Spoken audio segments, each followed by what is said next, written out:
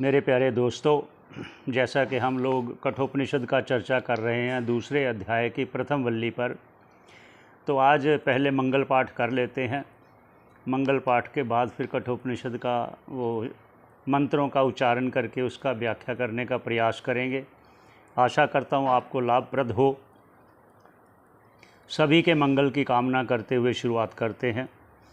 अशुभानि निराचष्टे तनोति शुभ संततिं स्मृतिमात्रेण यत्पुंसां तन् ब्रह्ममंगलं परम् अतिकल्याणरूपत्वात् नित्यकल्याणसंश्रयात् समर्त्रीणां वर्धत्वात् च ब्रह्म तन्मंगलं विदुः। ओंकार अथ शब्दश्च द्वौ एतौ ब्रह्मणा पुरा कंठं भित्त्वा विनिर्यातौ तस्मान्मांगलिका बुभौ।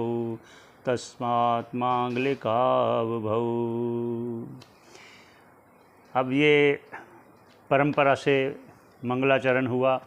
अब वैदिक मंगलाचरण कर लेते हैं। पाठ शांति पाठ। ओम सहनावतु सहनौ भुनक्तु सह वीर्यं करवावहै तेजस्विनावधीतमस्तु मा विद्विषावहै। ओम शांति शांति शांति। तो हम लोग चर्चा कर रहे थे कि भगवान ने इंद्रियों को बनाया बाह्य मुख का, इसलिए उनका स्वभाव है बाह्य विषयों की ओर जाना। और कोई जिस प्रकार कर्म करते हुए अंतःकरण की शुद्धि जब होती है तो ईश्वर उसके अंतःकरण में ऐसे विचार उत्पन्न करता है कि वह मोक्ष की कामना करता है, जिज्ञासा करता है, और ईश्वर ही उसको ऐसे सद्गुरु की उसको मिला देता है जो उसका मार्गदर्शन भी करता है और उपनिषदों का श्रवण करके अपना कल्याण करता है।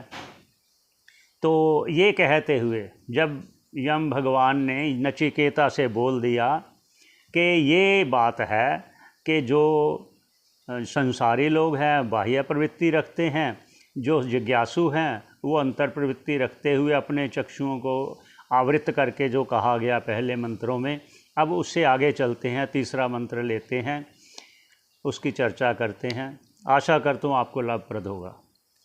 येन रूपं रसं गंधं शब्दान् स्पर्शांश्च च मैथुनान् एतेनैव विजानाति किम् अत्र परिशिष्यते एतद्वै तत्। जब नचिकेता ने भगवान से कहा, अर्थात धर्मराज जी से कहा कि मुझे आत्म तत्व का उपदेश दे दिए, तो उन्होंने कहा ये एतद् वै तत्, ये वही है जो मैं आपको कह रहा हूँ, ये वही आत्मा है। क्या आपने जो पूछा था कि मुझे बताइए धर्मात् अन्यत्र अधर्मात् अन्यत्र, जैसा कि आनंद गिरी जी ने भी पहले कहा था, जो धर्म से परे है अधर्म से भी परे है, वह आत्म तत्व क्या है, उसको पहचानने की लक्षणा करने के लिए और लक्षित द्वारा वो उनका बता रहे हैं। कैसे?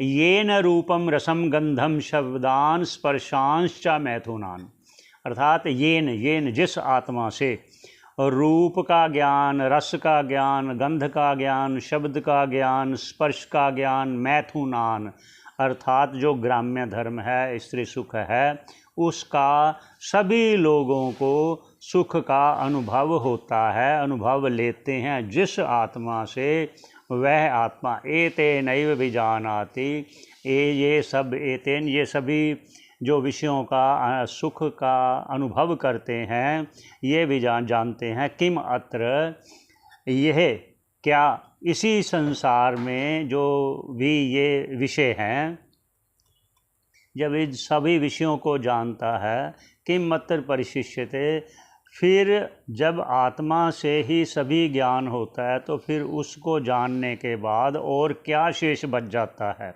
किम अत्र, फिर इस संसार में परिशिष्यते, और जानने को क्या बच जाता है। एतद् वै तत्, ये वही आत्मा है। हे नचिकेता, तुम इसे अच्छी प्रकार जान लो।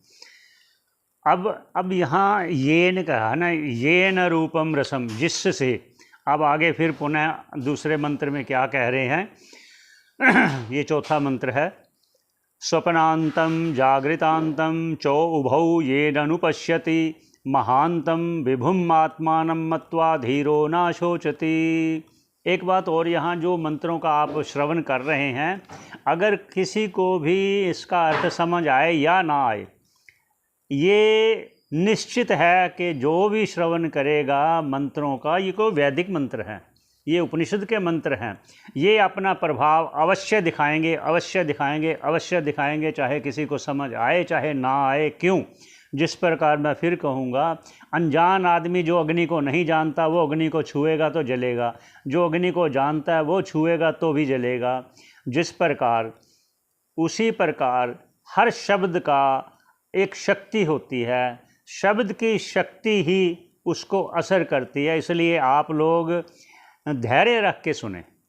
फिर बोलते हैं स्वप्नांतम जागृतांतम, अर्थात स्वप्न के अवस्था में, जागृतांतम जागृत अवस्था में, च उभौ इन दोनों अवस्थाओं में, येन अनुपश्यति जिसको प्रथम पहले जानता है। क्या जानता है? देखिए, जब आप सुबह उठते हो तो सबसे पहले जो भी आप देखते हो वो आप उससे पहले होते हो, आप पहले हो तो तभी आप दृश्य देख सकते हो। इसलिए पहले आत्मा स्थित है, सर्वत्र है, लेकिन माध्यम है अभी देह, जो इंद्रियां आदि हैं उनके माध्यम से आप अनुभव कर सकते हो। ये इसीलिए दिया गया है कि उस आत्मा को आप जान पाओ। इस माया के निर्मित देह से आप उस परम तत्व को जान लो।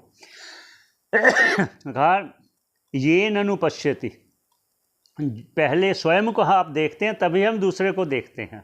ये न अनुपश्यति, जिस आत्मा से हम अपने आप को प्रथम अनुभव करके बाद में ही हम विषयों को अनुभव करते हैं, वह महानतम विभुम आत्मानम, वह महानतम अपरिछिन्न सर्वत्र व्यापक विभुम, विभुम विविधम रूपम में जो विराजमान है, भिन्न भिन्न रूपों में, आत्मानम मत्वा, उस आत्मा को मत्वा जान करके, धीरो ना सोचती, धीर वीर विवेकी पुरुष फिर शोक नहीं करता।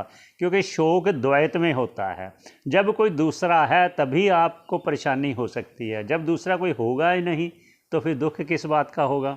एक और बात यहाँ कह रहे हैं ना, ये न अनुपश्यति, और प्रथम जो मंत्र में पहले कह दिया उन्होंने, ये न रूपम रसम गंधम विजानाति, मतलब येन जैसे इसमें एक थोड़ा सा दृष्टांत देते हैं कि येन, जिस प्रकार मान लीजिए एक तप्त लोहा पड़ा है, अग्नि में तपा हुआ लोहा पड़ा है, और लोहे को अगर कोई छू लेगा तो जलेगा, लेकिन वहाँ आग नहीं है, लेकिन लोहे में आग अंदर है, मतलब उसका उस जैसे होता है ना, एकाकार हो गया, अग्नि और लोहे का एकाकार हो गया।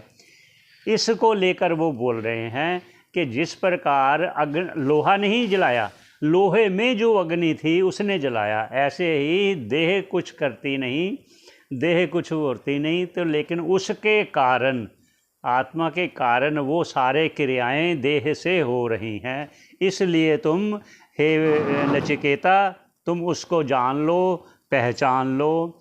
आगे का मंत्र फिर करते हैं, तो यहीं पर विश्राम देते हैं। ओम शंकरम शंकराचार्यम केशवम वादरायणम सूत्रभाष्यकृतो वंदे भगवन्तौ पुनः पुनः। ईश्वरो गुरुरात्मेति मूर्ति वेद विभागिने व्योमवत् व्याप्त देहाय दक्षिणामूर्ते नमः।